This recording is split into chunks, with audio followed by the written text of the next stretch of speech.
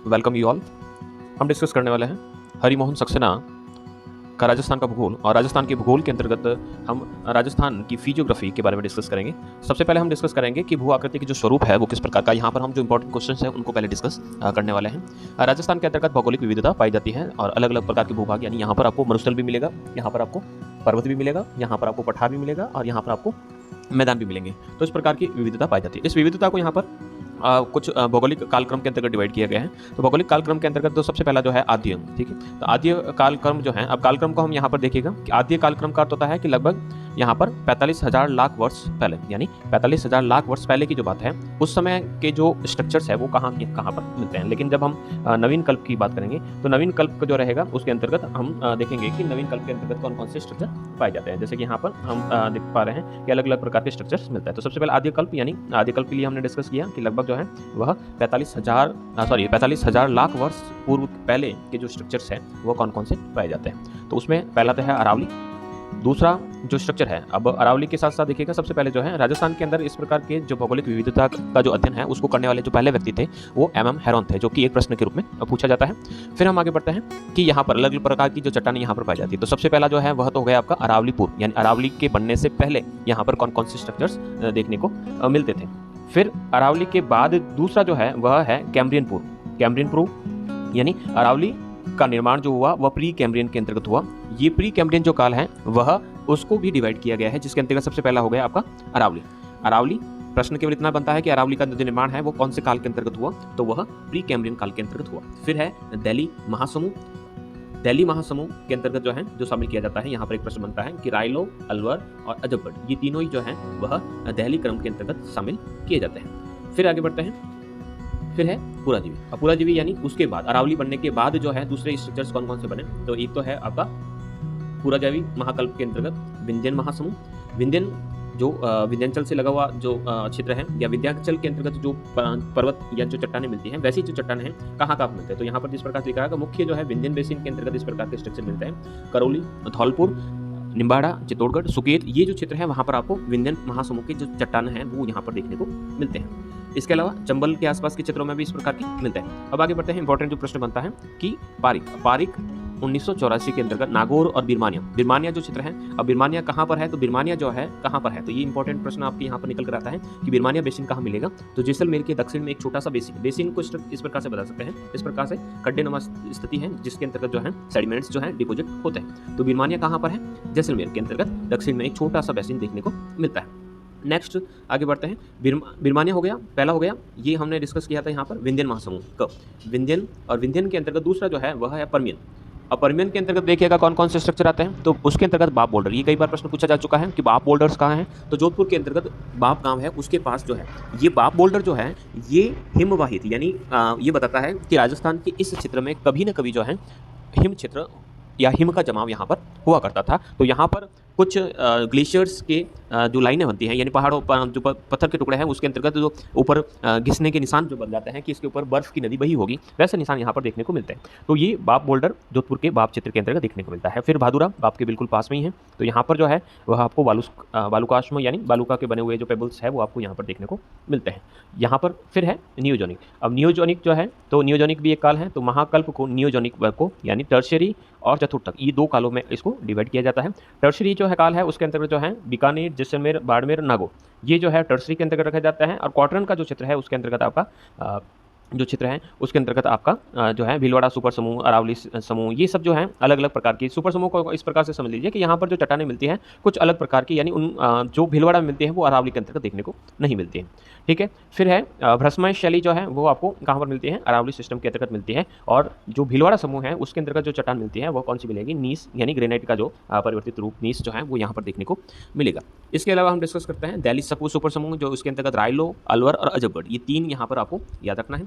विंध्यन श्रेणी, तो जिसके अंतर्गत बालू का पत्थर मिलता है। विंध्याचल का अर्थ ये नहीं है कि विंध्यन सीरीज जो है वो केवल विंध्याचल, वैसी जो चट्टानें हैं आपको कहाँ पर देखने को मिलती है, तो विंध्यन श्रेणी की जो चट्टानें हैं यहाँ पर भी बनते हैं कि विंध्यन जो है, जैसे विंध्यन का प्रश्न पूछते हैं हम सीधा विंध्याचल पर्वत की तरफ बढ़ जाते हैं, लेकिन जालोर, सिवाना, मोकलसर और जोधपुर, ये जो जालोर, सिवाना, मोकलसर ये तीनों ही पास में हैं, जोधपुर थोड़ा सा दूर पड़ जाता है। तो यहाँ पर जो है जो ग्रेनाइट मिलता है वह विंध्यन शैली जैसा देखना, या विंध्यन जो प्रकार की जो चट्टानें हैं वो यहाँ पर देखने को मिलती है। इसके अलावा करौली, धौलपुर, निम्बाड़ा, सुकेत, सवाई माधोपुर और बूंदी में भी इस प्रकार की चट्टानें देखने को मिलती है। नेक्स्ट हम बात करते हैं मालानी। मालानी के अंतर्गत रायोलाइटिक लावा जो है वह यानी अरावली शिस्ट जो है उस पर टिकी हुई इस प्रकार की चट्टानें मिलती है। और मालानी श्रेणी की जो है वह जौलोर का जो ग्रेनाइट पर्वत है, ग्रेनाइट जो पत्थर है, सिवाना एरिनपुरा जो है, एरिनपुरा यानी सुमेरपुर के आसपास पाली जिले के अंतर्गत का जो चित्र है, तो वहाँ पर आपको इस प्रकार की चट्टानें मिलती है। अब हम बात करते हैं कि राजस्थान, अब यहाँ पर देखिएगा उससे पहले एक प्रश्न बनता है GBF। अब ये है कि राजस्थान के दक्षिणी पूर्वी भाग से विशाल सीमा भ्रंश जो है वह गुजरता है, यानी एक फॉल्ट गुजरता है। फॉल्ट का अर्थ सीधा सा है कि जब किसी चीज़ को हम टेंशन फोर्स देते हैं तो बीच में से जब वो टूट जाती है तो उसको हम क्या कहते हैं, फॉल्ट। अब जो फॉल्ट जो है, ये जो बीच में से जो गैप आता है उसको हम फॉल्ट कहते हैं। ये जो फॉल्ट है ऐसा ग्रेट बाउंड्री फॉल्ट, ये कहाँ पर मिलता है, तो एक तो स्थान याद रखना है आपको कि यह जो चित्र है चित्तौड़गढ़ के बेंगू के अंतर्गत देखने को मिलता है। चित्तौड़गढ़ के बेंगू के अलावा ये जो है कहाँ पर, उत्तरी कोटा के अंतर्गत स्पष्ट रूप से इसको देखा जा सकता है। इसके अलावा सवाई माधोपुर और धौलपुर के अंदर भी इसको देखा जा सकता है। तो ये भूगर्भिक संरचना का समय काल था। अब इसी संरचनाओं के आधार पर इसे पूरी के पूरे राजस्थान को हम 4 भागों के अंतर्गत डिवाइड करते हैं। साधारण तौर पर याद रखिएगा, सबसे पहले देखिएगा एक मरुस्थल है सबसे पहले। अब राजस्थान का अगर हम इस प्रकार से मैप को याद करें तो सबसे पहले आपको क्या मिलेगा, मरुस्थल मिलेगा। मरुस्थल के बाद यहाँ पर क्या मिलेगा आपको, अरावली मिलेगा। फिर ये ऊपर वाला जो भाग है ये आपको पूरी मैदान के रूप में मिलेगा, और यहाँ का जो हिस्सा है वह आपको पठार के चित्र में देखने को मिलेगा। तो ये 4 भाग यहाँ पर देखने को मिलते हैं। इन सभी प्रदेशों का निर्धारक अरावली पर्वत श्रेणियां हैं, उत्तर पूर्व से स्थित है, एक जल विभाजक है। जल विभाजक का अर्थ ये हो गया कि अरावली जो है वो वाटर को डिवाइड करती है, तो बीच में क्या हो गया, एक गैप हो गया। अब इस गैप का क्या हुआ कि कुछ नदियां जो हैं वह इस तरफ जाती हैं, जैसे कि लूनी है, या लूनी की जितनी भी सहायक नदियां हैं वो इस तरफ है, और कुछ नदियां इधर, इन दोनों को यानी इधर की जो नदी है इधर नहीं आती है, या फिर इधर की नदी इधर नहीं आती है। तो बीच में जो है पानी को बांटने का जो काम है वह अरावली के माध्यम से किया जाता है। तो इसको हम कैसे अलग अलग भागों में डिवाइड कर सकते हैं। हम एक्स्ट्रा कोई भी टॉपिक या पॉइंट को हम डिस्कस नहीं करेंगे जो इस किताब के अंतर्गत नहीं दिया गया है। बात करते हैं, सबसे पहले है पश्चिमी मरुस्थलीय प्रदेश। अब पश्चिमी जो मरुस्थलीय प्रदेश है उस पश्चिमी मरुस्थलीय प्रदेश को भी हम 4 भागों के अंतर्गत डिवाइड करते हैं। 4 भागों को हम किस प्रकार से डिवाइड करते हैं, जैसे कि यहाँ पर लिखा हुआ है शुष्क रेतीला प्रदेश। शुष्क रेतीला प्रदेश, जैसे कि अगर हम राजस्थान का ये सबसे अरावली का ये पश्चिमी भाग, तो शुष्क रेतीला यानी बिल्कुल मरुस्थलीय क्षेत्र है जहाँ पर आपको रेत के टीले बहुत ज़्यादा दिखाई देते हैं, वह तो हो गया आपका शुष्क रेतीला प्रदेश। इसको भी हम अलग अलग भागों में बांटने का प्रयास करेंगे। फिर है लूनी जवाई का मैदान, जिसे लूनी बेसिन कहा जाता है। तो लूनी बेसिन जो है, जैसे कि यहाँ पर हम अरावली बना देते हैं तो अरावली के पैरेलल जो है लूनी नदी बहती है, और जहाँ वो बहती है उसका जो ड्रेनेज, उसका जो एरिया है जहाँ पर बहती है वो उसका बेसिन कहलाता है। शेखावटी प्रदेश, जिसे बांगड़ कहते हैं, तो बांगड़ और ये लूनी प्रदेश एक ही भागों के अंतर्गत आता है। शेखावटी जो है वह थोड़ा सा ऊपर की तरफ रह जाता है। हम इसको यहाँ पर इस प्रकार से देख सकते हैं, मैप के अंतर्गत हम वापस डिस्कस करेंगे। तो शेखावटी प्रदेश, जिसे हम राजस्थान का बांगड़ प्रदेश भी कहते हैं। दूसरा जो दे रखा है अरावली, अरावली को सिंपली 3 भागों के अंतर्गत डिवाइड किया जाता है। सबसे उत्तर वाला अरावली का भाग, जो जिसके अंतर्गत आपके अलवर, जयपुर, दौसा के आसपास की जो पहाड़ियाँ आ जाती हैं। मध्य अरावली के अंतर्गत आपका अजमेर आता है, और दक्षिणी अरावली की बात करें तो दक्षिणी अरावली के अंतर्गत जो है वह राजसमंद, उदयपुर, सिरोही, ये जो है इसके अंतर्गत शामिल किए जाते हैं। तीसरा जो भाग है वह है पूर्वी मैदान है। तो मैदान हमेशा जो है नदियों द्वारा लाई गई उपजाऊ मिट्टी के द्वारा बनते हैं। तो यहाँ पर इसे 2 भागों में डिवाइड किया गया है। एक तो बनास नदी का बेसिन, बनास और बाणगंगा का बेसिन भी कहते हैं। बनास नदी मुख्य रूप से कह सकते हैं कि दौसा, जयपुर का जो चित्र है, टोंक का जो चित्र है, वहाँ पर बहती है। वहाँ पर उसने जो मैदान बनाया है वो इसके अंतर्गत रखा जाता है। फिर दक्षिण की तरफ है मध्य माही बेसिन, जिसे 56 का मैदान कहा जाता है। तो ये आपके दक्षिण के अंतर्गत माही नदी के अंतर्गत जिसको शामिल किया जाता है। नेक्स्ट और लास्ट है हाड़ौती का पठार। तो हाड़ौती का पठार, जिसे दक्षिणी पूर्वी पठार के नाम से जाना जाता है, मालवा पठार का ही इसे हिस्सा माना जाता है। बढ़ते हैं आगे, पश्चिमी मरुस्थलीय प्रदेश। तो पश्चिमी मरुस्थलीय प्रदेश, पश्चिम का क्षेत्र एक शुष्क और अर्ध शुष्क मरुस्थल है। शुष्क और अर्ध शुष्क क्षेत्रों के अंतर्गत हम बांटेंगे। विस्तृत क्षेत्रों में यहाँ पर बालू का स्तूप का विस्तार, यानी यहाँ पर आप देखेंगे तो यहाँ पर आपको बालू का स्तूप जो है वह देखने को मिलेंगे। स्तूप क्या होते हैं, कितने प्रकार के होते हैं, इसको भी हम डिस्कस करेंगे। तो कहीं पर यानी इस मरुस्थलीय प्रदेश में कहीं तो आपको स्तूप मिलेंगे, और तो कहीं पर आपको बंजर चट्टानें, अपर्दित शैलों की उपस्थिति देखने को मिलेगी। यह भारत न केवल राजस्थान का बल्कि भारत का एक विशिष्ट भौगोलिक प्रदेश है, जिसे ग्रेट इंडियन डेजर्ट के नाम से या थार डेजर्ट के नाम से भी जाना जाता है। यहाँ पर वायु क्रिया का प्रभुत्व, यानी यहाँ पर जितनी भी जो स्ट्रक्चर्स बनते हैं उसमें जो एयर बेस्ड है या विंड बेस्ड स्ट्रक्चर्स जो है ज़्यादा देखने को मिलता है। पूरा चित्र जो है मरु प्रदेश है, यानी डेजर्ट है, रेतीला मैदान है। लगभग 1,75,000 वर्ग किलोमीटर स्क्वायर एरिया जो है उसके अंतर्गत फैला हुआ है। इसके अंतर्गत बाड़मेर, जैसलमेर, बीकानेर, जोधपुर, पाली, जालोर, नागौर, सीकर, चूरू, झुंझुनू, हनुमानगढ़, गंगानगर जिले शामिल किए जाते हैं। अब देखिएगा संख्या यहाँ पर पूछी जाती है। संख्या को हम काउंट करेंगे तो आप देखेंगे आपका 1, 2, 3, 4, 5, 6, 7, 8, 9, 10, 11 और 12, यानी लगभग 12 जिले जो हैं वह मरुस्थलीय क्षेत्रों के अंतर्गत रखे जाते हैं। तो प्रश्न आता है कि मरुस्थल के अंतर्गत कितने जिले हैं, तो लगभग 12 जिले आप वहाँ पर लिखेंगे कि पूरे मरुस्थलीय क्षेत्र के अंतर्गत 12 जिलों को शामिल किया जाता है। अब जहाँ पर सिंचाई क्षेत्र विकसित हो चुका है, तो देखिएगा कुछ क्षेत्रों में जैसे गंगानगर, हनुमानगढ़ और बीकानेर, तो यहाँ पर जो है नहरी क्षेत्र आ जाने के कारण यहाँ पर अभी मरुस्थलीय परिदृश्य जो है उसमें बदलाव हो रहा है, लेकिन मूलतः यानी ओरिजिनली संपूर्ण जो प्रदेश का भौतिक स्वरूप जो है वह मरुस्थलीय माना जाएगा। इसका अर्थ ये हुआ कि राजस्थान की मरुस्थल में कुल कितने हैं, 12 जिले शामिल किए जाते हैं। अब इस मैप को हल्का सा डिस्कस करते हैं। देखिएगा कि हमने इसको 4 भागों में डिवाइड किया। यहाँ पर मैं बाउंड्रीज को इसको सेपरेट कर लेता हूँ। पहला चित्र, चलो मैं यहाँ से इसको सेपरेट करता हूँ। ये यहाँ पर पहला, फिर ये हो गया दूसरा, फिर ये हो गया आपका तीसरा और फिर हो गया चौथा। मैं यहाँ सुविधा के लिए यहाँ पर नंबर भी लिख लेता हूँ। ये हो गया हमारा पहला, ये जो चित्र हो गया ये दूसरा हो गया, ये हो गया तीसरा और ये हो गया चौथा। तो टोटल जो फिजिकल डिविजन्स है कितने हैं, 4। अब 4 में से भी जो पहला है उस पहले को यहाँ पर 2 भागों में डिवाइड कर दिया, 2 या 3 भागों में। जैसे कि यहाँ पर जो है एक तो हो गया फुल डेजर्ट और एक हो गया सेमी डेजर्ट। जो अरावली के पैरेलल लगा हुआ है, यानी अरावली जो पर्वतमाला है उसके जो पैरेलल लगा हुआ है उसको तो कहते हैं हम सेमी डेजर्ट, और जो बाउंड्री लाइन की तरफ है उसे कहा जाता है फुल डेजर्ट। अब फुल डेजर्ट में देखिए कि यहाँ पर लिख रखा है सिंचित मरुस्थल। सिंचित मरुस्थल का अर्थ हो गया कि ये जो बीकानेर वाला जो इलाका है वहाँ पर, या बीकानेर हनुमानगढ़ का जो चित्र, गंगानगर का चित्र है वहाँ पर मरुस्थल है, लेकिन वह सिंचित है क्योंकि नहरी पानी वहाँ पर उपलब्ध हो चुका है। फिर दूसरा जो है वह दे रखा है यहाँ पर अर्धशुष्क सेमी डेजर्ट। सेमी डेजर्ट के अंदर देखिएगा सबसे पहला जो चित्र है, कलर चेंज कर देते हैं, और यहाँ पर पहला जो है वह दे रखा है शेखावटी। अब शेखावटी जो चित्र है, शेखावटी ये हो गया पहला, और यहाँ हो गया लूणी। इन दोनों के बीच में यहाँ पर आता है नागौर का उच्च क्षेत्र, और ये ऊपर वाला जो चित्र है इसे कहा जाता है घग्गर का चित्र, यानी घग्गर नदी यहाँ पर बहती है। फिर आता है आपका झुंझुनू और सीकर का शेखावटी क्षेत्र, फिर नागौर का मकराना मुंडवा वाला जो चित्र है वह आपका हाईलैंड्स के अपलिफ्ट लैंड के अंतर्गत माना जाता है, और फिर लूणी नदी जहाँ बहती है तो वहाँ पर आपकी जालोर, पाली, अजमेर का जो चित्र है लूणी बेसिन के अंतर्गत रखा जाता है।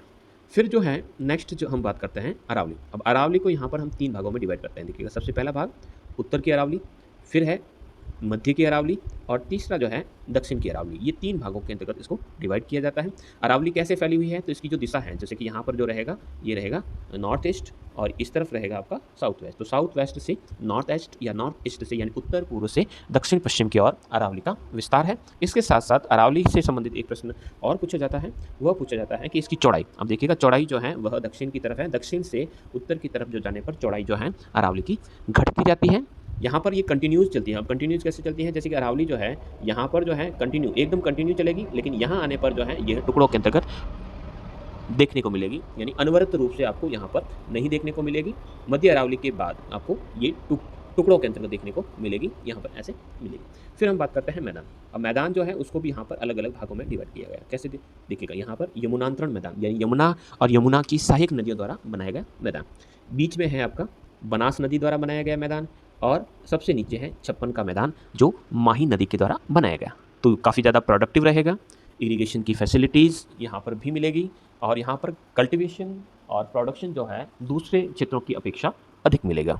लास्ट और फाइनल जो बचता है वह रहता है आपका हाड़ौती का पठार। अब हाड़ौती का पठार, ये हाड़ौती का पठार, हाड़ौती के पठार में भी हम 2 चीज़ें देखेंगे। ये जो भाग है ये तो कहलाता है विंध्यन कगार, ये विंध्याचल से जुड़ा हुआ है, लेकिन ये जो चित्र है इसे हम कहते हैं हाड़ौती का पठार जो मालवा से जुड़ा हुआ है। यानी ये जो चित्र है ये मालवा से जुड़ा हुआ है, और ये जो चित्र है वह विंध्याचल या विंध्यन पर्वत का हिस्सा माना जाता है। आगे हम डिस्कस करेंगे।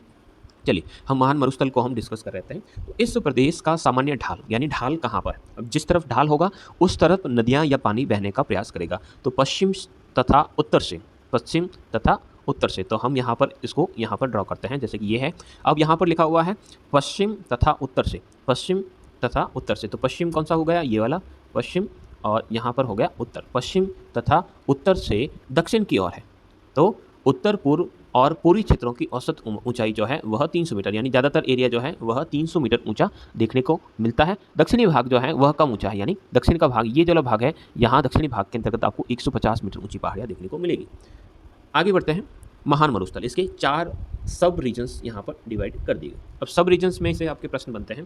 पहला जैसे कि लिखा हुआ है कि महान मरुस्थल। अब महान मरुस्थल कहाँ है, तो महान मरुस्थल की हम बात करें तो महान मरुस्थल जो है वह आपको कहाँ मिलेगा, तो तो ग्रेट डेजर्ट, अब ग्रेट डेजर्ट जो है भारत और पाकिस्तान की सीमा के साथ बाउंड्री लाइन जो है उसके सारे जो रेड क्लिफ लाइन है उसके पैरेलल जो आपको मिलता है पूर्णतः है वह बालू का स्तूप से आच्छादित यानी ढका हुआ। यहाँ पर आपको सैंड ड्यून्स क्षेत्र ज़्यादा देखने को मिलेगा, पहला क्षेत्र हो गया। दूसरा, बाड़मेर और जैसलमेर तथा बीकानेर का चट्टानी प्रदेश, ये वो भाग है जहाँ पर आपको बालू का, अब देखिएगा यहाँ पर बालू का स्तूप नहीं मिलेंगे।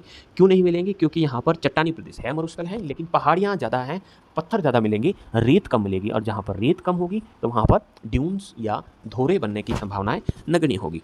फिर है लघु मरुस्थल, ये इंपॉर्टेंट जो है आपके प्रश्न बनता है, लघु मरुस्थल कहाँ है? तो चट्टानी प्रदेश के पूर्व, चट्टानी प्रदेश यानी बाड़मेर, जैसलमेर और बीकानेर के पूर्व में, पूर्व का अर्थ हो गया हम अरावली की तरफ जा रहे हैं, कच्छ की खाड़ी से लगाकर बीकानेर तक, कच्छ की खाड़ी से लगाकर बीकानेर तक देखिएगा, ये यहाँ पर हम यहाँ पर कहते हैं। तो ये लघु मरुस्थल के अंतर्गत जो है बीकानेर का ये जो है वह लघु मरुस्थल। लघु मरुस्थल क्यों है? कि यहाँ पर आपको जो है वह इरिगेशन की फैसिलिटी अवेलेबल हो चुकी है, तो ये फैला हुआ है। फिर है अर्धशुष्क, अर्धशुष्क जो है लूनी बेसिन और शेखावटी नागौरी उच्च भूमि को इसके अंतर्गत शामिल किया जाता है। ये पूरा का पूरा जो क्षेत्र है वह आपके अरावली के जस्ट पैरेलल भागों के अंतर्गत देखने को मिलता है। फिर आगे बढ़ते हैं कि पश्चिमी मरुस्थलीय प्रदेश में पर्मियन कार्बोनिफेरस काल में समुद्र का विस्तार था। इंपॉर्टेंट प्रश्न बनता है, पर्मियन कार्बोनिफेरस काल के अंदर यहाँ पर समुद्र था, और इसके प्रमाण हमें कैसे पता चलता है कि जुरासिक और उसके बाद में जो काल आए तो सामुद्रिक तल क्षेत्र के निक्षेप मिलते हैं, यानी समुद्र का जो बेस है उस बेस में आपको क्या डिपॉजिट्स मिलेंगे? मरीन डिपॉजिट्स मिलेंगे, मछलियों के डिपॉजिट्स हैं, कछुओं के हैं, बड़ी बड़ी व्हेल्स के हैं, तो ये सारे के सारे जो डिपॉजिट्स यहाँ पर मिलते हैं, तो इससे पता चलता है कि यहाँ पर पहले समुद्र तो था। फिर है कालांतर में, यानी जैसे जैसे समय बीतता गया तो जैसे जैसे ये टाइम एराज जो है बढ़ते गए, समुद्र पीछे गए, यानी समुद्र पीछे जाने के कारण यहाँ पर शुष्क दशाओं का विस्तार होता गया, यानी ड्राइनेस जो है यहाँ पर बढ़ती गई और यहाँ पर मरुस्थलीकरण बढ़ता गया। तो राजस्थान में मरुस्थल का जो विस्तार है वो कैसे होता है? तो उसके पीछे का कारण है समुद्र का पीछे होना। फिर बची कुछ जो कार्य तो जो था वह अनियंत्रित पशुचारण जो भी यहाँ पर रहा है, तो मानवीय क्रियाओं के अंतर्गत तो रहेगा अनियंत्रित पशुचारण। अनियंत्रित पशुचारण का होता है जैसे कि कोई झाड़ी उगी और वो पौधा या पेड़ बनेगा उससे पहले ही हमने अपनी बकरियों या गायों से उसको चरा दिया, तो वह बड़ा नहीं हो पाएगा। यह संपूर्ण क्षेत्र बालू का अथाह सागर है। मरुस्थलीय बालू का प्रमुख स्रोत क्या है? वायु द्वारा अपक्षरण क्रिया से मिलने वाली रेत। अपक्षरण जो है यानी ये टाइप ऑफ वेदरिंग जो है उससे, यानी वायु द्वारा जो चट्टानों को काट कर उसका डिसइंटीग्रेशन किया जा रहा है, उस डिसइंटीग्रेशन से जो रॉक टूटकर रेत में कन्वर्ट होती है वह एक कारण है। दक्षिणी पश्चिमी मानसूनी हवाएं, यानी जो कच्छ के रण से वायु के साथ प्रवाह, और यानी दक्षिणी पश्चिमी जो मानसूनी हवाएं हैं वो भी इसका एक कारण है जो अरावली के पैरेलल चलती है। प्राचीन काल में नदियों द्वारा बहाकर लाई गई चिका मिट्टी और कंकड़, चिका मिट्टी और कंकड़ जो है वह यहाँ पर मरुस्थलीय, यानी नदियों के साथ जो रेत आई है और जो कंकड़ यहाँ पर आए हैं प्राचीन काल के अंतर्गत, वो यहाँ पर मरुस्थल के कारण बन गए। इस तरह मरुस्थलीय प्रदेश में दूर दूर तक बालू का विस्तार है, लेकिन कई स्थान जैसे कि हमने अभी डिस्कस किया कि बीकानेर और जैसलमेर के चारों तरफ चतुर्दिक यहाँ पर आपको चूना पत्थर मिलता है। इट मीन्स यहाँ पर कैल्केस डिपॉजिट्स मिले हैं या यहाँ पर समुद्र का विस्तार रहा होगा। तो यहाँ पर बालू का पत्थर, सैंडस्टोन यहाँ पर और चूना पत्थर यहाँ पर देखने को मिलते हैं केवल बीकानेर और जैसलमेर के चारों तरफ, जिसके अंतर्गत ग्रीट, कांग्लोमरेट, सैंडस्टोन, नीस, सिस्ट, ग्रेनाइट, ये सारी की सारी यहाँ पर चट्टानें देखने को मिलती हैं। अब ये कहाँ पर मिलती हैं? तो हमने कहा कि बाड़मेर, पश्चिमी जालोर, जैसलमेर अपरदन क्रिया के उद्भूत भूस्वरूप देखे जा सकते हैं। यहाँ पर वायु जो है काफ़ी तेज शक्तिशाली रूप में बहती है और लगभग 70 किलोमीटर पर आवर की स्पीड से बढ़ जाती है। तो यहाँ पर पूरे के पूरे क्षेत्र में यहाँ पर आपको मरुस्थलीय क्षेत्र के बीचों बीच आपको चट्टानी मरुस्थल भी देखने को मिलेगा। बेसिकली ये पोखरण के आसपास देखने को मिलता है। फिर है मरुस्थल के विभिन्न भागों में बालू का स्तूप सैंड ड्यून्स मिलते हैं। तो उन सैंड ड्यून्स जो है वह अलग अलग प्रकार के देखने को मिलते हैं। जैसे लिख रखा है लीनियर जो है या लॉन्गिट्यूडनल। अब लॉन्गिट्यूडनल जो है, लॉन्गिट्यूडनल को हम इस प्रकार से डिफाइन करते हैं जैसे कि विंड जिस डायरेक्शन में जा रही है उस विंड के डायरेक्शन में ही, यानी विंड जिस डायरेक्शन में जा रही है उसके पैरेलल अगर इस प्रकार के ड्यून्स बनते हैं तो उसको लीनियर या पवनानुवर्ती बालू का स्तूप कहते हैं। तो जहाँ पर विंड चल रही है उसके पैरेलल इस प्रकार के डिपॉजिट आपको देखने को मिलेंगे। फिर दूसरा जो है वह देख रखा है बरखा। अब बरखान जो है इसको ट्रांसवर्स भी कहते हैं। अब ये ट्रांसवर्स जो है वो किस प्रकार से बनते हैं, तो विंड जिस डायरेक्शन में जा रही है उस डायरेक्शन में ये समकोण पर बनते हैं, यहाँ पर ऐसे, यानी यहाँ पर बनेंगे या यहाँ पर बनेंगे, और यहाँ पर भी, यानी अगर साइड के अंतर्गत आपके इस प्रकार के बनते हैं, यानी विंड जिस डायरेक्शन में जा रही है उस डायरेक्शन के जो समकोण पर अगर किसी प्रकार के ड्यून्स बनते हैं इस साइड में या इस साइड में, तो उसे कहा जाता है ट्रांसवर्स या अनुप्रस्थ। ये अगर अनुप्रस्थ जो है वह इस प्रकार के बने, यानी अनुप्रस्थ जो स्तूप है वह स्तूप अगर इस प्रकार के बने कि विंड की जो डायरेक्शन है उसके पैरेलल आपको अर्धचंद्राकार यानी इस प्रकार के ड्यून्स देखने को मिले, जिसमें हॉर्न जो है यानी दो सिंग जो है वह विंड की डायरेक्शन में निकले हुए, देखिएगा यहाँ पर भी ये सिंग निकला हुआ है और यहाँ पर भी ये सिंग निकला हुआ है, यहाँ पर भी एक सिंग निकला हुआ है, ये भी सिंग निकला हुआ, इस प्रकार की स्थिति हो तो उसे हम क्या कहते हैं, बरखान या अर्धचंद्राकार। इसी में आपको सीप जैसे जो स्तूप है देखने को मिलेंगे। फिर है परवलयिक या पैराबोलिक। पैराबोलिक जो है वो कहाँ पर मिलते हैं, तो पैराबोलिक को हम यहाँ पर इस प्रकार से समझते हैं, जैसे कि यहाँ पर हम बना लेते हैं सी, काफ़ी बड़ा बन गया है, थोड़ा सा हम यहाँ पर ये ऐसे बना लेते हैं, ये यहाँ पर पानी भरा हुआ है, मैं कलर चेंज कर लेता हूँ, तो ये जो एरिया है जैसे कि यहाँ पर सी है, ठीक है, ये यहाँ पर पानी भरा हुआ है और यहाँ पर एक ऐसा स्तूप बनता है, जैसे कि विंड जो है, विंड की जो डायरेक्शन है वो इस प्रकार के हैं कि विंड जो है इस डायरेक्शन से सी से सरफेस की तरफ आ रही है।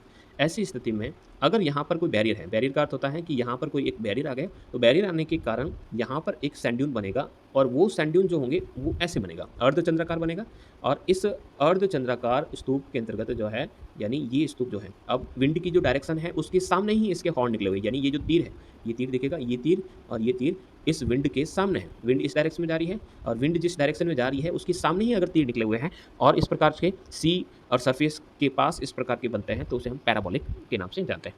फिर आता है तारा। तारा, अब विंड की डायरेक्शन जो है वह चेंज का अर्थ होता है कि विंड कभी तीर से देखते हैं, विंड की डायरेक्शन कभी इस डायरेक्शन से है, कभी इस डायरेक्शन से है, कभी इस डायरेक्शन से है, कभी इस डायरेक्शन से है, तो ऐसी स्थिति में क्या होगा कि ड्यून जो बनेगा वह इस प्रकार से स्टार शेप में बन जाएगा। तो स्टार शेप में जो बनता है उसे हम तारा बालू का स्तूप के नाम से जानते हैं। फिर है अवरोधी। अवरोधी बालू का स्तूप का अर्थ होता है कि सामने कुछ स्ट्रक्चर आ गया या रोक आ गई, उसके कारण जो है वहाँ पर सैंड का डिपोजिशन होने लगा। सब्र काफीज भी एकदम स्पष्ट सा स्ट्रक्चर है, देखिएगा कि अगर कोई पेड़ है या झाड़ी है वो यहाँ पर बीच में आ गई और जो विंड की डायरेक्शन है उस विंड की डायरेक्शन में जो सैंड है वो सैंड इसके पास डिपोजिट हो जाए, तो झाड़ी के पास जब इस प्रकार के छोटे छोटे से स्तूप बनते हैं उसे हम सब्र काफीज कहते हैं, जो कि आपके एक इंपॉर्टेंट प्रश्न के रूप में यहाँ पर देखा जा सकता है, सब्र काफीज। नेक्स्ट जो है पवनानुवर्ती, अभी हमने डिस्कस कर दिया, वैसे केवल पढ़ लेते हैं। तो ये कहाँ मिलते हैं, तो ये आपको जैसलमेर के दक्षिणी पश्चिमी भाग के अंतर्गत रामगढ़ के दक्षिण पश्चिम में जोधपुर और बाड़मेर जिले के अंदर मिलते हैं, यानी जहाँ पर आपको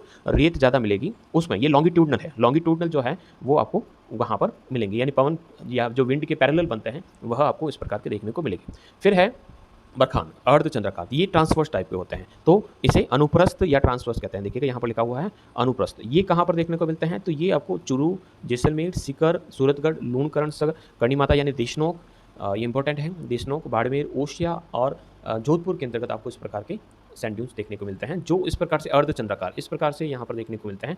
ये जो है ढाल जो है ये रहेगा आपको कॉन्वेक्स टाइप का मिलेगा, और ये जो ढाल है जहाँ पर विंड जो उतरेगी, विंड की देखिएगा, विंड जिस डायरेक्शन में जा रही है हॉर्न उसी दिशा के अंतर्गत आपको निकले हुए देखने को मिलेंगे। अब ये जो चित्र है, तो यहाँ पर विंड के सामने वाला जो हिस्सा है, वह जो हिस्सा है, प्रश्न भी बनता है, वह हिस्सा हमेशा जो रहेगा आपका उत्तल रहेगा, और ठीक उसके पीछे वाला भाग जो रहेगा अवतल। उत्तल और अवतल को हम यहाँ पर समझते हैं, देखिएगा उत्तल और अवतल का अर्थ ये हुआ कि विंड जो आ रही है उसका देखिएगा हम दूसरा तरीका हम देखते हैं कि विंड की जो डायरेक्शन है, अब ये यहाँ पर ये जो ढाल है ये उत्तल है, अब ये जो ढाल बना रहा हूँ मैं, क्या बना रहा हूँ, अब विंड जो है वो कहाँ से फ्लो कर रही है, तो विंड की जो डायरेक्शन है ये आपकी विंड की डायरेक्शन, तो विंड की डायरेक्शन के सामने वाला ये जो ढाल है ये कैसा है, ये है आपका कॉन्वेक्स, ठीक है, और विंड के अपोजिट वाला यानी ये वाला भाग जो है, यानी ये वाला जहाँ पर विंड नीचे उतरती है ये कॉनकेव, यानी ये अंदर की तरफ गया हुआ है, अंदर की तरफ गया हुआ है, उस ढाल को कहते हैं कॉनकेव, यानी ये जो है ये कहलाता है आपका अवतल, और ये जो भाग है ये कहलाता है उत्तल। ये आपका प्रश्न भी बनता है। आगे हम बढ़ते हैं। फिर है कि ये जो है स्ट्रक्चर्स, आपको हमने कहा कि ये जोधपुर ओशिया के अंतर्गत देखने को मिलते हैं। अनुप्रस्थ यानी ट्रांसवर्स बालू का स्तूप का निर्माण दीर्घकाल तक, यानी लॉन्ग ड्यूरेशन के लिए विंड जब एक ही डायरेक्शन में रहती है तो उसके समकोण पर बनता है। समकोण का भी हमने डिस्कस किया कि विंड अगर इस डायरेक्शन में जा रही है, इस तरफ या इस तरफ जो बनेंगे वह क्या कहलाएंगे, आपके अनुप्रस्थ प्रकार के बालू का स्तूप कहलाएंगे। नेक्स्ट जो है वह है आपका पैराबोलिक। अब पैराबोलिक जो है, जो विस्तार जो है वो कहाँ मिलेंगे, तो यह संपूर्ण मरुस्थलीय क्षेत्रों में देखने को मिलते हैं। तो यहाँ पर मरुस्थलीय वनस्पति का योग रहता है। तो पैराबोलिक जो है, वैसे हमने डिस्कस किया है, मुख्य रूप से एक तरफ पानी का क्षेत्र होना ज़्यादा इंपॉर्टेंट रहता है, लेकिन बीच में जो अवरोध है वह मरुस्थलीय वनस्पति का योगदान रहता है। यानी बीच में कोई पेड़ आ गया तो पेड़ आने के कारण जो हवा है वो यहाँ पर आपका डिपोजिट कर देती है। फिर है आपका sand dune, start sand dune. अब ये कहाँ पर मिलेंगे, इंपॉर्टेंट प्रश्न। जो एक्सेप्शंस जो होते हैं विशेष, तो सोहनगढ़, पोखरण और गंगानगर के सूरतगढ़ में देखिएगा, 2 तो दे दिया आपको जैसलमेर के और 1 दे दिया आपका गंगानगर का सूरतगढ़ चित्र, जहाँ पर आपको ये कंटिन्यूस देखने को मिलते हैं। फिर है अवरोध वाले। अवरोध वाले का अर्थ होता है कि कोई घर आ गया या कोई झाड़ी आ गई, कोई पेड़ आ गया, तो इस कारण जो है जो बनते हैं वो इस प्रकार के टीले हैं। तो जैसे कि पुष्कर के अंतर्गत है नाग पहाड़ है, जौबनेर, सीकर, यहाँ पर जो पहाड़ की जो टीलियाँ हैं तो वो यहाँ पर पहाड़ के टकरा कर जो है रेत रुकती रहती है और वहाँ पर जो है टीले का निर्माण करता है। फिर है सब्र काफिज। सब्र काफिज का हमने कहा है कि जो छोटी छोटी सी झाड़ियाँ हैं, छोटी छोटी सी झाड़ियों के पास जो स्तूप बनता है, इंपॉर्टेंट प्रश्न बनता है, तो वह कहलाता है आपका सब्र काफिज बालू का स्तूप। नेक्स्ट, अब कुछ ऐसे क्षेत्र हैं जहाँ पर बालू का स्तूप नहीं मिलते हैं, तो free from sand dune tract इसे कहा जाता है। तो ये जो ट्रैक्ट रीजन जो क्षेत्र है वो कहाँ पर मिलता है, तो ये आपको जैसलमेर के अंतर्गत देखने को मिलता है। यहाँ पर बालू का स्तूप नहीं मिलते हैं मतलब वहाँ पर रेत नहीं है। तो ये जो क्षेत्र है वहाँ पर आपको सेडिमेंट्री रॉक्स मिलेगी। जैसलमेर के दक्षिण के इस अंदर ऑकल वुड फॉसिल्स, ये फॉसिल्स पार्क जो है जहाँ पर वुड फॉसिल्स के अवशेष मिलते हैं और गोडाउन के लिए एक संरक्षण क्षेत्र भी बनाया गया है। तो यहाँ पर आपको इस प्रकार से सैंड ड्यून फ्री ट्रैक्ट देखने को मिलेगा। तो यहाँ पर आपको काफ़ी पुरानी वनस्पति और जो फॉसिल्स है देखने को, वुड फॉसिल्स जो है देखने को मिलते हैं। मरुस्थलीय प्रदेश के गंगानगर हनुमानगढ़ क्षेत्र में प्राचीन नदी तल हैं। तो प्राचीन नदी जो गग्गड़ नदी है, तो गग्गड़ नदी का मैदान कहा जाता है और इसी गग्गड़ नदी का जो मेन जो नीचे वाला जो क्षेत्र होता है जिसे बेस कहते हैं, तो उसे यहाँ पर लोकल में नाली के नाम से जानते हैं, नाली के नाम से जाना जाता है। फिर है मरुस्थलीय क्षेत्र को वृहद भू आकारिक प्रदेशों में बांटा गया है। अब ये वृहद क्षेत्र कौन कौन से हैं, तो सबसे पहला जो है वह हो गया आपका शुष्क रेतीला या मरुस्थलीय प्रदेश। तो यहाँ पर रेत का क्षेत्र मिलेगा, ठीक है। दूसरा लूणी और जवाई, सिखावटी और घग्गर, ये आपको मिलेंगे। तो पूरे के पूरे डेजर्ट को यहाँ पर 4 भागों में डिवाइड कर दिया गया। इसके अंदर देखिएगा, थोड़ा सा आप ध्यान रखिएगा, तो ये जो चित्र हैं 3, ये तीनों ही तो आते हैं आपके सेमी डेजर्ट के अंतर्गत यानी अर्ध शुष्क के अंतर्गत, और जो पहला क्षेत्र है वह जो आता है वह फुल डेजर्ट के अंतर्गत शामिल किया जाता है, यानी यहाँ पर फुल डेजर्ट आपको देखने को मिलता है। अब शुष्क रेतीला या मरुस्थलीय प्रदेश, तो यह जो क्षेत्र है कहाँ पर, जो ये जो क्षेत्र है वह राज्य में 25 सेंटीमीटर समवर्षा रेखा के पश्चिम है स्थित है। और इसके अंतर्गत बाड़मेर, जैसलमेर, बीकानेर, जोधपुर 1, 2, 3, 4 और 5 यानी चूरू के पश्चिमी भाग आते हैं। इसमें बालू का स्तूप का वृहद विस्तार है, यानी काफ़ी बड़े यहाँ पर आपको डिस्ट्रीब्यूटेड ड्यून्स मिलते हैं, 15 से 25 मीटर ऊंचे, यानी लगभग कह सकते हैं कि 50 से 80 जो फिट है इतने ऊंचे आपको धोरे मिलते हैं। सभी प्रकार के बालू का स्तूप भी मिलते हैं, लेकिन अर्धचंद्राकार यानी बरखान टाइप के जो हैं वो मिलते हैं। तो बरखान कैसा है, तो ये अनुप्रस्थ है, देखिएगा ये अनुप्रस्थ है और अर्धचंद्राकार है, इस प्रकार से मिलते हैं, तो उसे हम बरखान कहते हैं। तो ये आपको ज़्यादा देखने को मिलते हैं। अनेक स्थायी रूप में देखने को मिलते हैं जिन पर वस्तु यानी ये मूव करते हैं, स्थानांतरित होने वाले बालू का स्तूप यहाँ पर ज़्यादा देखने को मिलते हैं। और ये इनकी दिशा, अधिकांश बालू का स्तूपों की दिशा, इंपॉर्टेंट प्रश्न मुझे यहाँ पर लग रहा है, दक्षिणी पश्चिमी हवाओं की अनुरूप होता है। तो दक्षिणी पश्चिमी अनुरूप का अर्थ हो गया कि अगर हम यहाँ पर ये राजस्थान का मैप बनाएं तो दक्षिणी पश्चिमी यानी अगर हवा इस दिशा के अंतर्गत जा रही है तो हवा जिस दिशा में जा रही है उसी दिशा के अंतर्गत जो है ये यहाँ पर बनते हैं। तो ये इनके हॉर्न जो है वह दक्षिणी पश्चिम से उत्तर पूर्व की ओर निकले हुए होते हैं। इस प्रदेश यानी जो मरुस्थलीय क्षेत्र है, तो वहाँ पर आपको उच्च चट्टानी संरचना का मैदान यानी जहाँ पर आपको चट्टानी मरुस्थल भी देखने को मिलता है। पोखरण, जैसलमेर और रामगढ़ जो क्षेत्र हैं वहाँ पर छोटी छोटी ग्रेनाइट, सैंडस्टोन, चूना पत्थर की पहाड़ियाँ मिलती हैं। तो यहाँ पर बाप बोल्डर हमने पढ़ा था जहाँ पर हिम के अवशेष मिलते हैं। बाप, फलोदी, चांदन, सुकरा क्षेत्र में चट्टानी जमाव देखने को मिलते हैं। इसके अलावा खारे पानी के जो गर्त यानी जो लेक्स हैं मिलते हैं, तो वो कौन कौन से हैं, पोखरण, लूणकरणसर और जैसलमेर के रामगढ़ के मध्य इस प्रकार की छोटी छोटी पानी की जो झीलें हैं वह देखने को मिलती हैं। फिर है अर्धशुष्क क्षेत्र, अब जिसे गोडवार प्रदेश भी कहते हैं। तो इसके अंतर्गत पाली, जालोर, सिरोही, जोधपुर और नागौर के दक्षिणी भागों में स्थित ये क्षेत्र आता है। लूणी नदी यहाँ पर मुख्य रूप से बहती है, जो अजमेर की जानाबाव से निकलकर ये बहती है। कहीं सहायक नदियाँ हैं, फाइनली जो है वह कच्छ के रण के अंतर्गत विलुप्त हो जाती हैं। जवाई नदी जो आपको पाली के अंतर्गत देखने को मिलेगी, पाली सुमेरपुर के अंतर्गत। गुहिया नदी ये भी आपको सोजत के आसपास। बांडी नदी जो भी आपको पाली के अंतर्गत। मीठड़ी, सूकड़ी, ये सारी की सारी जो नदियां हैं वह आपको लूणी की सहायक नदियां हैं, और सभी की सभी जो है अंशकालिक का यानी सीजनल जो है फ्लो करती हैं। इनका तल रेतीला है, यानी इनका जो बेस है उसके अंतर्गत आपको सैंड मिलेगी, और इस तल को वर्षा तल काल में जल प्रदान करते हैं, यानी नाले जो हैं वह कहीं जो है इसके अंदर मिलते रहते हैं। लूणी नदी का संपूर्ण अपवाह तंत्र एक जलोढ़ मैदान यानी एलुवियल प्लेन्स का निर्माण करते हैं, और इस प्लेन्स वाले रीजन्स को लूणी बेसिन के नाम से जाना जाता है। पूरा का पूरा क्षेत्र मैदानी है, लेकिन बीच में कहीं कहीं पर आपको छोटी मोटी पहाड़ियाँ देखने को मिलेगी। मरुस्थल का पास का क्षेत्र होने के कारण यहाँ पर जो वेस्टर्न जो बाउंड्री है वहाँ पर आपको जो सैंड ड्यून्स है देखने को मिलते हैं। इसके अलावा पचपदरा, सनवर्ला और कपराना जो है ये यहाँ पर सलाइन लेक के उदाहरण देखने को मिलते हैं। तो ये जो चित्र है कच्छ के रण के बिल्कुल पास है। नेक्स्ट जो है वह है शेखावटी। अब शेखावटी का जो चित्र है झुंझुनू, सीकर, नागौर, चूरू, ये जो चित्र हैं उसके उत्तर भाग इसके अंतर्गत शामिल किए जाते हैं। यहाँ पर भी आपको बालू का स्तूप मिलते हैं। यहाँ नदी न होकर छोटी छोटी अंतः प्रवाही धाराएं हैं, यानी बहुत कम नदियाँ मिलती हैं। जैसे कि चूरू के अंतर्गत और बीकानेर के अंतर्गत तो नदी है ही नहीं, तो अंतः प्रवाही नदियाँ हैं, जो यानी वे नदियाँ जो किसी कह सकते हैं कि किसी सागर के अंतर्गत नहीं जाती है, किसी नदी के अंदर नहीं मिलती है, उसे हम कह सकते हैं अंतः प्रवाही नदी कहते हैं। तो कुछ दूर तक बह कर ये विलुप्त हो जाती हैं। तो इसके अंतर्गत मेघा और रूपनगढ़ जो है अरावली से निकलती है और कहाँ पहुँच जाती है, सांभर के अंतर्गत पहुँच जाती है। कांतली नदी भी अरावली से निकलती है, उत्तर पश्चिम में बहती है। राजगढ़ यानी चूरू के अंतर्गत जो है वह रेत के अंतर्गत समा जाती है।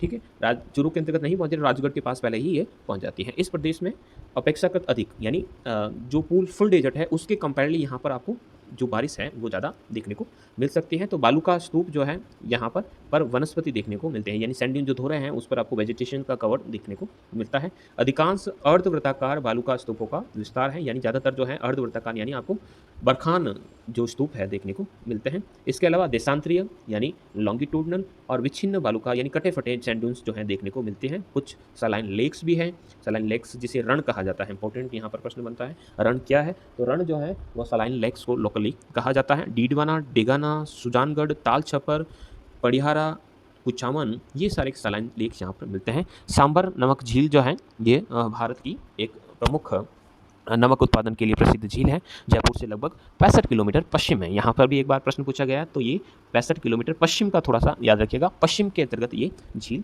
मिलती है। झील लगभग 25 किलोमीटर लंबी और 10 किलोमीटर चौड़ी है। मेढ़ा और रूपनगढ़ जो हमने नदियाँ ऊपर पड़ी थी वह इसके अंतर्गत ये थी। फिर है गग्गर का मैदान, ये हनुमानगढ़ और गंगानगर का क्षेत्र है, और गग्गर नदी ने या गग्गर नदी के अंतर्गत जो बाढ़ आती है उससे जो प्लेन्स बना है वो इसे कहा जाता है। गग्गर नदी को डेड सीवर कहा जाता है क्योंकि इसका प्रवाह तल स्पष्ट है। प्रवाह तल स्पष्ट है यानी पानी बहता है तो आराम से उसको कह सकते हैं देख सकते हैं, और किस जगह पर ये बहेगी वो भी कह सकते हैं कि हमें पता रहता है। लेकिन बारिश के दिनों में इसके अंतर्गत जो है वह पानी अधिक हो जाता है, तो इससे यहाँ पर बाढ़ आने की संभावना बढ़ जाती है। तो कहा जाता है कि ये जो गग्गर है वही प्राचीन काल में हमारी वैदिक कालीन जो सरस्वती नदी है वह मानी जाती है। यहाँ पर प्रश्न बनता है नाली नदी, नाली किसे कहा जाता है, तो गग्गर नदी का जो तल यानी उसका जो बेस है उसको नाली कहा जाता है। हनुमानगढ़, सूरतगढ़, अनूपगढ़ होते हुए पाकिस्तान तक ये बहती है। इसकी एक शाखा यानी गग्गर नदी की एक जो शाखा है वह दृष्टदती की शुष्क घाटी के नाम से नौहर और भादरा के अंतर्गत स्थित है। इंपॉर्टेंट प्रश्न बनता है। सिंचाई सुविधाओं का विस्तार होने के कारण यह राजस्थान का एक उत्पादक क्षेत्र हो गया, काफ़ी ज़्यादा प्रोडक्टिव है। गंगा नहर और इंदिरा गांधी नहर के कारण यहाँ पर पर्याप्त सुविधाएं उपलब्ध है। तो इस प्रकार से ये पार्ट 1 पूरा होता है। अगले पार्ट के अंतर्गत जो है हम अरावली पर्वतीय प्रदेश को डिस्कस करेंगे। तब तक के लिए धन्यवाद।